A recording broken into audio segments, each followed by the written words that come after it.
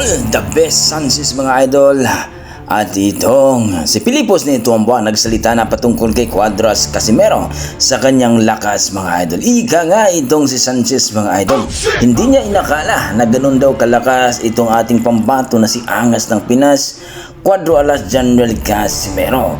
Dahil daw sa laban ni Cuadro Alas Casimero dito kay Yukinoru Ugoni ng Japan nung nakaraang taon mga idol, na kung saan ay hindi daw maganda ang pinakita ni Alas. Kaya naman daw itong si Saul Sanchez nakampanti na tatalunin daw ang ating pambato na si Casimero. Round 1 lang daw ito at siguradong tiki una daw itong si Casimero mga idol. Lalong-lalo na ay nag-rehydration close ito sa 128. Kung baga, luging-lugi daw talaga ating pambato.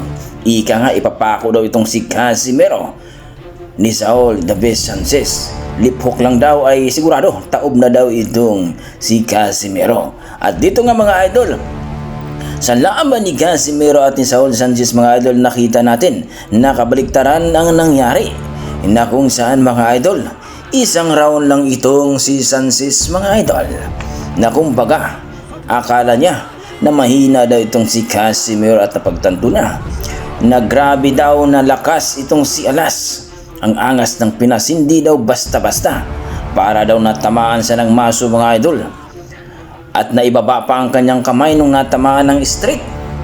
Kaya itong si Saul Sanchez mga idol nagsabi, kahit daw itong si Naoya Inoue baka hindi daw mananalo kay Casimero. At dito nga itong si Pilipos nitong mga idol, alam naman natin na kung saan makunat pa itong si Pilipos nitong pero noong nakaraang laban nila ni Casimero mga idol, maswerte na daw siyang nakasurvive dahil sa lakas daw ng kamao ni Casimero na tumama sa kanyang panga, ay para daw siyang nahimatay nung natamaan sa lipok ni Casimero. Parang naulit lang daw dito kay Saul Sanchez mga idol.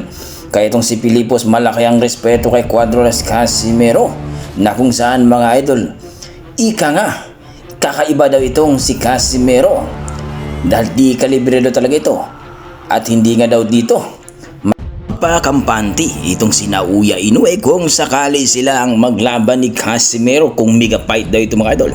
Di kalibre at kakaiba daw ang lakas ni Casimero mga idol, na kung saan dalawa na daw ang nabiktima sa kanyang lipok.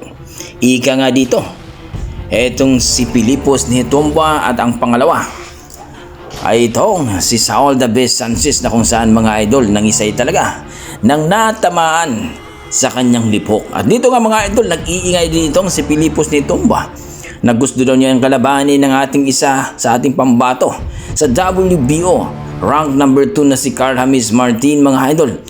Talaga daw pagagapangin daw ito ni Pilipos ni Tomba kung magkataon na mapalaban daw sa ating pambato na si Carl James Martin. Kayo mga idol, ano masasabi nyo dito sa lakas ni Casimero? Talaga bang hindi uubra itong si Naoya Inoue kay Casimero? Dahil nasabi na nga ni Sanchez at ni Pilipos, di kalibre at halimaw daw talaga ang lip hook ni Casimero.